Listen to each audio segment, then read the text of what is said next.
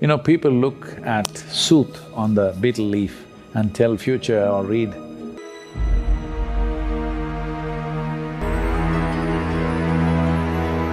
So there is a culture where the lamp sooth is collected on the betel leaf. Maybe many of you don't know what is a betel leaf.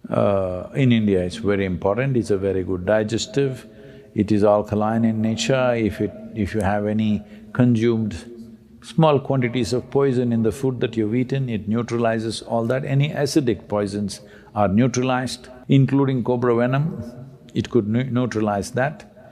And to some extent, it's not that it will completely prevent, but it brings down various aspects. So at the end of the meal, people consume this vettale or villedale or tambul. In a martial culture, if somebody picks up the tamalpaku, it means he's taking on a risky endeavor. He's willing to face the enemy head-on. It's like a suicide mission. Today, in modern city, in the urban areas of India, in the crime gangs, they call it supari. That means, I picked up a supari on you means I'm going to come and assassinate you. So the word spreads. There's a supari on him. Whoever kills him will get the supari.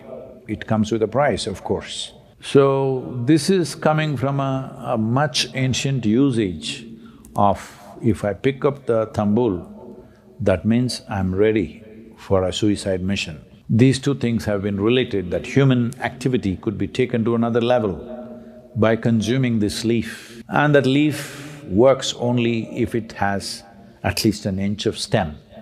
If you cut it close, it doesn't have the same thing. This leaf, I know almost any leaf can be used, but this particular leaf, if you put it on water, the stem will always point towards the north. So if you're lost in the forest, you have a tamalpaku with you, you put it there in the water, it shows you which way is north. Once you know north, you know all the other directions, I believe. Betel leaf and perception have been connected because it is a neurological stimulant, nervous stimulant rather.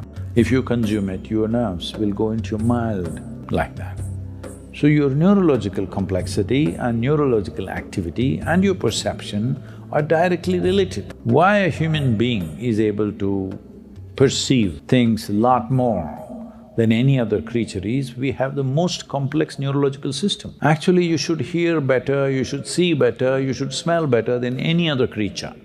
But living in cities, it's been dulled down. If you lived in nature, these things would be very, very alert.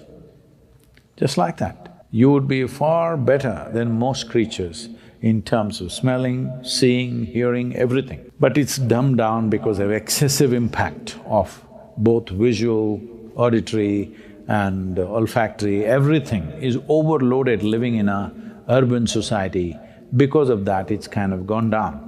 In all honesty, Mother Nature may find the indoor world pretty to compete with sometimes. After all, she can't offer flat-screen TVs, air conditioning or Wi-Fi, but she might potentially offer something even more important: improved health by way of a stronger immune system, better sleep and reduced stress, better breathing.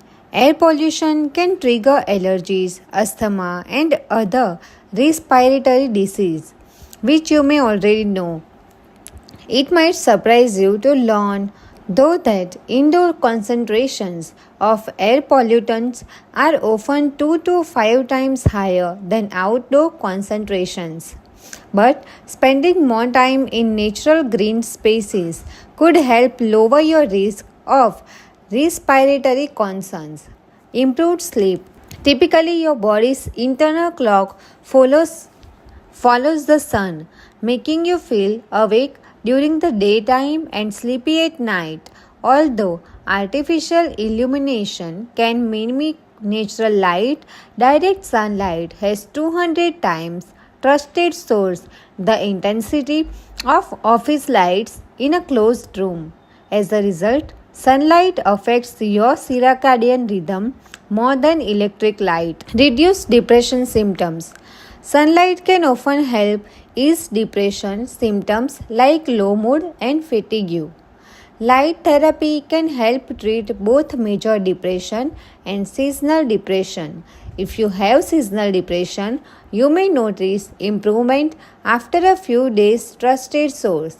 If you have major depression, it may take up to 2 to 5 weeks before you notice improvement.